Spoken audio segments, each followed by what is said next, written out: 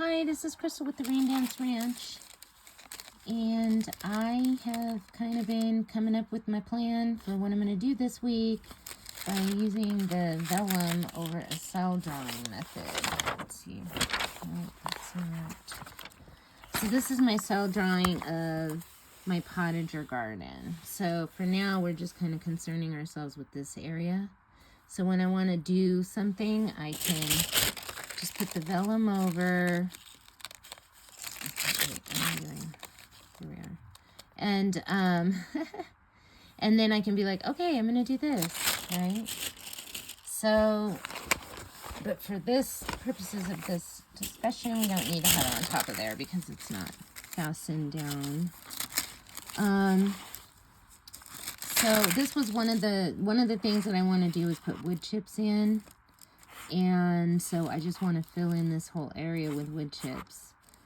And I've got to put cardboard down. The wood chips are already like about right there. There's already some in existence in this area. And so I've got some cardboard coming up here, and I want to fill this in with cardboard or something. And then, but that's not what I'm doing this week. That's just part of my plans. But what I've settled on doing this week is I want to get all my pots together and make some potting soil and fill them up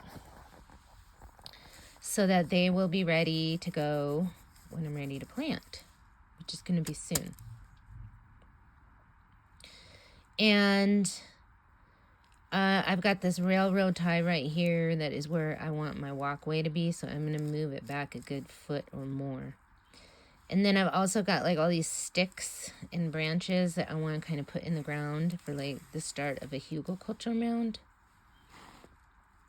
And I just want to lay them all out equally flat along the fence. And then over here, there's this is a fence that comes around the potager. Right here, this extends. It doesn't actually stop there. I should have drawn it like this. Put one of those little, what do you call them? They look like lightning bolts. So that fence does go along there. Then I've got this fence here, and there is a little opening here, but I'm going to put something there because I want to kind of keep certain critters from being able to get back here. So there's this existing fence, and then I think I'm going to try to come out to the end of that fence, and then there's going to be a fixed fencing here, and I've got a bunch of different materials I want to mess around with and see what I want to put there. And then there will be a gate here, and I've got to mess around with that because I've got some gate materials, and now I got to decide which gates I want to use. So that I at least need to get the components over to the area and just figure out, just make the decision. And then if I can get Jared out here to help me put it together by the end of the week, great. But this week I want to at least know what I want and be calling Jared and making plans to get this started. Then over here I've planted a bunch of bulbs all along here, and then I need to plant some more down here and in these. And I may come over here with more bulbs. This is going to be a little bit of a shady area in certain spots because of this fencing. And there's a tree here, and there's a tree here. So, but some of it's sunny, like this part right here might be kind of sunny, you know. And along here, it might be more shady, like I'm not sure where the line, where it starts getting shade in the afternoon. But, you know, in the summertime, this particular bed is pretty sunny, but there is still going to be a little bit of shade coming in here, I believe. From this fence line at some point, and maybe only during the winter. I don't know, to tell you the truth. So I really got to pay attention to once you really start planting in a place, it's easier to be familiar with how the shade's working there. Even though you might look at it all the time until you try to grow something, you're like, yeah, it's kind of shady over there, you know, or you try to have a place to sit or something, you know. It's like, it's hard for me, even though I know kind of what shade does, it's still certain areas they don't do what I always think they're going to do. So I need to become one with shade and be able to look at a situation and be able to tell where the shade's going to be.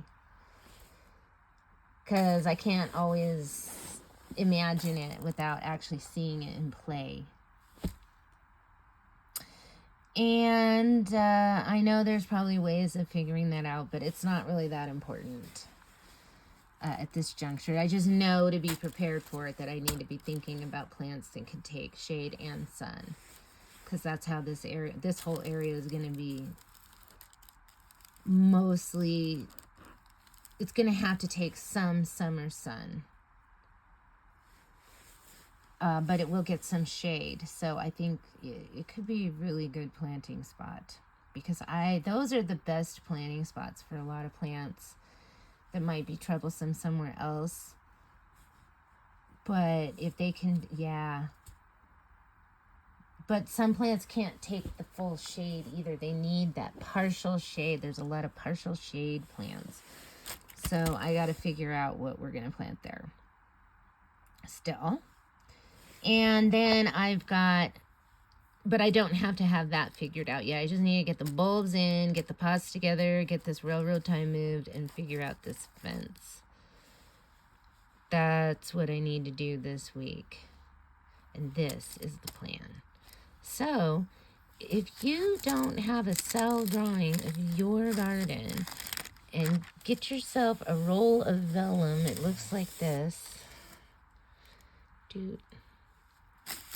See, where's the edge?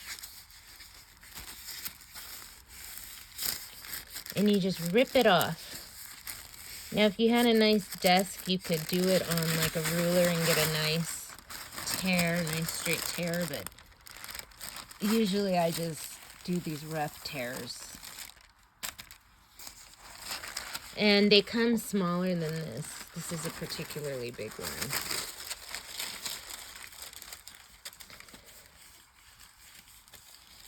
And I'm not sure where you can get them nowadays, but you can probably get them at art stores. And probably online. Just look for roll of vellum. And they're just great, useful tools. So next week, after I get all this done, I'm going to do another drawing saying this is what I did. And then maybe another drawing for the next set of plans I'm going to have. Like maybe for this area down below here. Or more things up in this, up in this area. I might talk about using these, up in this area. That's another drawing. So you can just keep doing like a bunch of different drawings for like different phases, different design concepts.